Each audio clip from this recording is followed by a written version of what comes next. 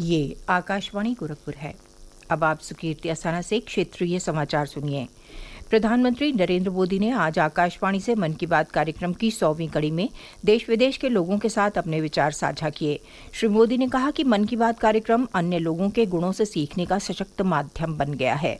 प्रधानमंत्री ने श्रोताओं को बधाई दी और कहा कि मन की बात कार्यक्रम उन सब से जुड़ा है और उनकी ही भावनाओं की अभिव्यक्ति है।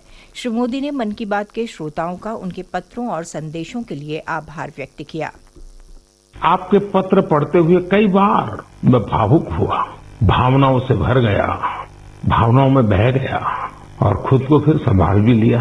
आपने मुझे मन की बात के 100वें एपिसोड पर बधाई दी है, लेकिन मैं सच्चे दिल से कहता हूँ, दरअसल बधाई के पात्र तो आप सभी मन की बात के श्रोता है, हमारे देशवासी हैं। मन की बात कोटि कोटि भारतीयों के मन की बात है, उनकी भावनाओं का प्रकटीकरण है। मन की बात कार्यक्रम की यात्रा 3 अक्टूबर 2014 को विजयदशमी के दिन शुरू हुई थी। प्रधानमंत्री ने इस बात पर प्रसन्नता व्यक्त की कि मन की बात में उठाया गया हर विषय जन आंदोलन बन गया। उन्होंने बेटी बचाओ बेटी पढ़ाओ, स्वच्छ भारत अभियान, खादी के लिए प्रेम, आजादी का अमृत महोत्सव और अमृत सरोवर जैसे विषयों का उल्लेख किया। उन्होंने स्मरण किया कि अमेरिका के तत्कालीन राष्ट्रपति बराक ओबामा के साथ साझा किए गए मन की बात कार्यक्रम की चर्चा पूरे विश्व में हुई। प्रधानमंत्री के मन की बात की 100वीं कड़ी को आज प्रदेश में बड़ी संख्या में लोगों ने सुना। मुख्य आयोजन लखनऊ स्थित राजभवन में किया गया, जिसमें राज्यपाल आनंदीबेन पटेल के अलावा पद्म पुरस्कार विजेता, सामाजिक कार्यकर्ता और अन्य गण्यमान्य लोग उपस्थित रहे।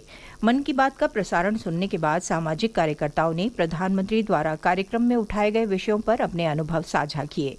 राज्यपाल आनंदीबेन पटेल ने लोगों को संबोधित करते हुए कहा कि प्रधानमंत्री नरेंद्र मोदी ने पिछले कुछ वर्षों में ऐसे फैसले किए हैं जिनका समाज पर गहरा प्रभाव पड़ा है। श्रीमती पटेल ने विशेष रूप से महिला सशक्तिकरण के क्षेत्र में सरकार के कार्यों का उल्लेख किया। मुख्यमंत्री योगी आदित्यनाथ ने कर्नाटक में चुनाव प्रचार के दौरान मन की बात की 100वीं कड़ी का सजीव प्रसारण सुना। उप मुख्यमंत्री केशव प्रसाद मौर्य ने प्रयागराज में, उप मुख्यमंत्री ब्रजेश पाठक ने श्रावस्ती में, ऊर्जा मंत्री ए.के. शर्मा ने मऊ में, मत्स्य मंत्री संजय निषाद ने बहराइच में और परिवहन राज्य मंत्री स्वतंत्र प्रभार दयाशंकर सिंह ने बलिया में बड़ी संख्या में लोगों के साथ मन की बात की 100वीं कड़ी का सजीव प्रसारण सुना। कृषि मंत्री सूर्य प्रताप शाही ने देवरिया की नगर पंचायत तरकुलवा के गांव कनकपुरम में लोगों के साथ मन की बात का प्रसारण सुना।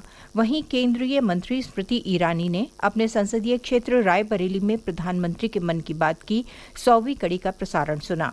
गोरखपुर में दीनदयाल उपाध्याय गोरखपुर विश्वविद्यालय में मन की बात का सजीव प्रसारण किया गया, जिसमें राज्यसभा सांसद राधा मोहन दास अग्रवाल और कुलपति राजेश सिंह सहित अन्य गण्यमान्य लोग उपस्थित रहे।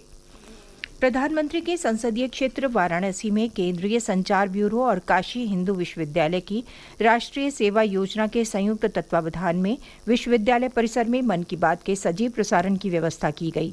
एनएसएस के स्वयंसेवकों ने मन की बात कार्यक्रम को सुना। इस अवसर पर मन की बात की 100वीं कड़ी में प्रधानमंत्री द्वारा की गई चर्चा पर प्रश्नोत्तरी प्रतियोगिता का आयोजन किया गया और विजेताओं को पुरस्कृत किया गया। वाराणसी में मुस्लिम महिला फाउंडेशन और विशाल भारत संस्थान ने जनपद के लमही के सुभाष भवन में मन की बात की 100वीं कड़ी के सजीव प्रसारण की व्यवस्था की। भाजपा के सभी जिला कार्यालयों पर भी मन की बात की 100वीं कड़ी का सजीव प्रसारण किया गया।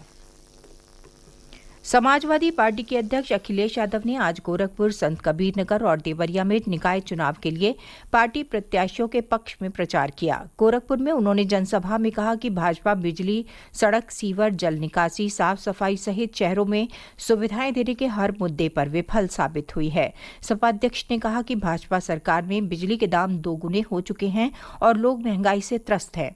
उन्होंने गोरखपुर लिंक एक्सप्रेस वे के निर्माण में हो रही देरी के लिए भी भाजपा को जिम्मेदार ठहराया।